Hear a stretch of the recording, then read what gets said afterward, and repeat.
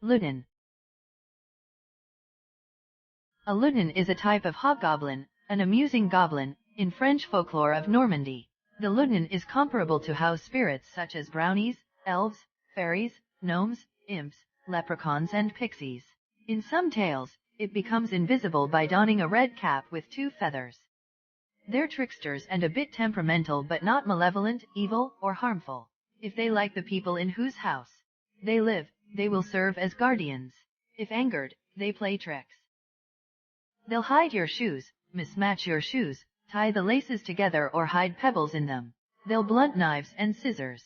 They can make themselves invisible but you may hear them giggling at your discomfiture. Good Ludens serve as guardians and are attributed powers ranging from control of the weather, to shaving the beard of the master of the house before he wakes up. On Sundays they can be charmed and bribed into becoming guardians. Be very nice and polite to them and leave food offerings for them in the kitchen after dark. They'll have a bit of whatever you're having except that they dislike salt. Melissene. Melissene, also given as Melissene, is a legendary figure from European folklore depicted as a mermaid, sometimes with 2 tails, as a serpent from the waist down, or as a dragon. According to this legend, Melissene was a beautiful woman with a disturbing tendency to transform into a serpent from the waist down while bathing. It is the discovery of this nature that resulted in calamity. As the story is most often told, the Cursed Maiden was discovered in the forest by Raymondin, the Duke of Aquitaine, who is taken away by the mysterious and beautiful woman and asks her to marry him. She agrees, on condition that he never disturb her on a Saturday, when she bathes. Raymond eventually grows suspicious of his young wife's private doings, and spies on her, and his shocked reaction to her true appearance reveals his betrayal to Melissene, who transforms herself into a dragon and departs in a shrieking fury. She was cursed by her mother during her teenage after she took revenge for her mother by sealing her father inside a mountain with all his treasure. She is the one we find in the logos of Starbucks. Nain Rouge. The Nain Rouge, French for Red Dwarf, also called Demon of the Strait, is a legendary creature of the Detroit, Michigan area whose appearance is said to presage misfortune. Its origins in the early French settlement of Detroit are proposed as deriving from Norman French tales of the Luden.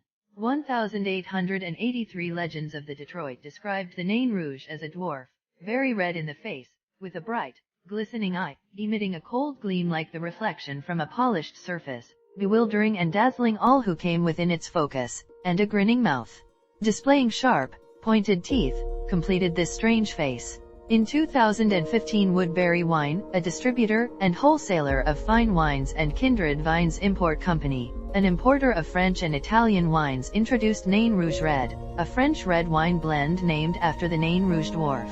Each spring, Detroit holds a costumed community parade called the Marche du Nain Rouge, in which the creature is traditionally chased out of the city, although the revival parade stays entirely within the Midtown Corridor neighborhood. At the conclusion of the parade, an effigy of the Nain Rouge is destroyed, thus banishing the evil spirit from the city for another year. Tarasque. Tarasque is a fearsome legendary dragon-like mythological hybrid from Provence, in southern France.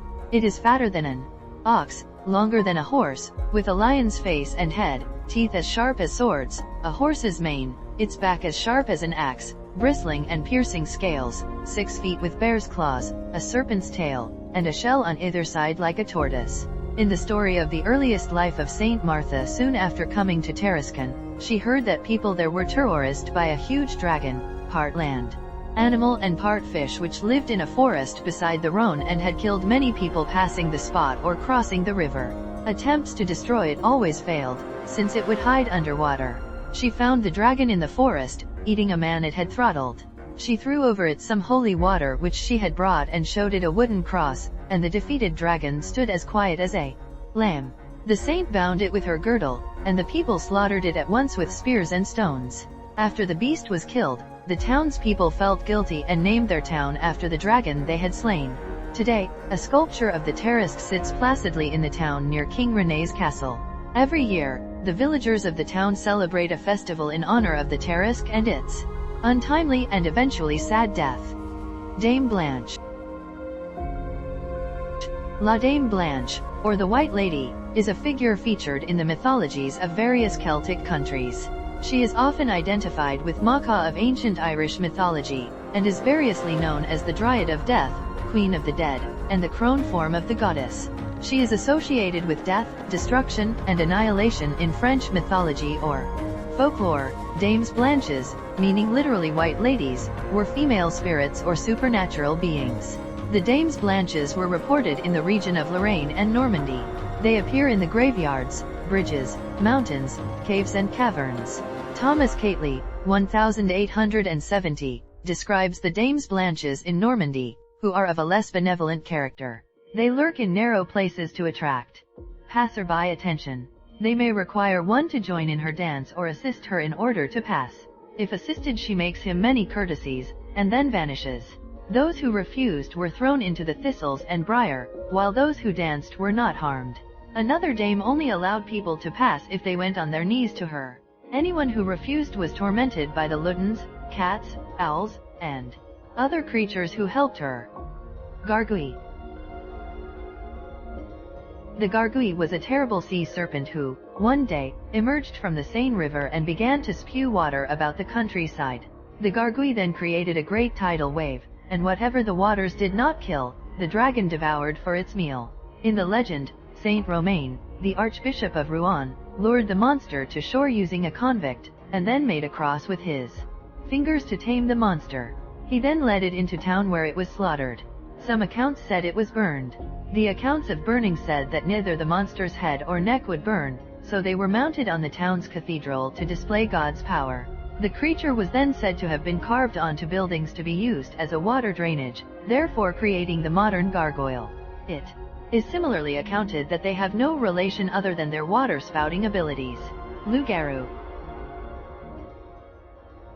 A loup-garou is a mythical creature in French, Canadian, and American folklores which is believed to come into existence as a result of a curse. It is basically the same thing with a rougarou. The word loup-garou is derived from French. In French language, the word loup means wolf, while garou means a man who can turn into a wolf, basically werewolf in English. The loup-garou were mostly used to scare children in teaching them how to behave. On a side note, loup-garous were believed to hunt and kill Catholic Christians not observing Lent and abiding by its rules. Lent is a religious observance period of repentance, fasting and preparation for the Easter, that takes 40 days, excluding Sundays.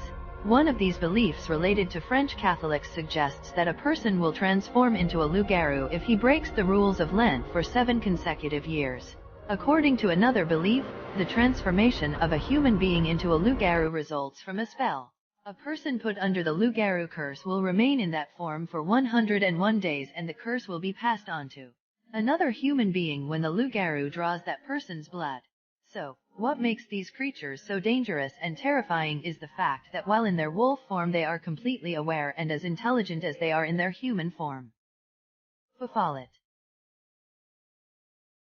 Fufaulit, Fufaulit, is a French phrase which translates to marsh fire or crazy fire. Many Cajuns today say that their grandparents and ancestors before them used to tell stories that on the darkest of nights, you could see mysterious glowing orbs looming over the Louisiana horizon. Witnesses of this phenomenon called these orbs swamp fairies, or the Fufaulit. Fufaulit is described as bright or flickering balls of light randomly dancing in the dark shadows of the bayou. They've supposedly been seen in different sizes, but the average size is said to be no larger than a candle flame. The Fufaulit was identified in some cases as the spirits of passed-on loved ones coming back to bid their final goodbyes. This was a semblance of peace, assuring the Cajuns that their loved ones were visiting them once again and bringing them good fortune. In other cases, though, these glowing balls of light were said to be evil entities laying a trap for those unlucky enough to stumble upon them. The balls of light were thought to be a distraction by the entity in hopes that someone would be drawn to the balls of light, follow them deep into the swamp, and eventually get lost or drown. There are many variations and explanations for these seemingly supernatural lights, and one of the most famous areas where the Fufaulit can reportedly be seen is the Light Lane in the small town of Gonzales, Louisiana. There is also a popular video game developed by Moon Studios on Xbox called Ori, The Will of the Wisps, featuring a character based on similar concepts.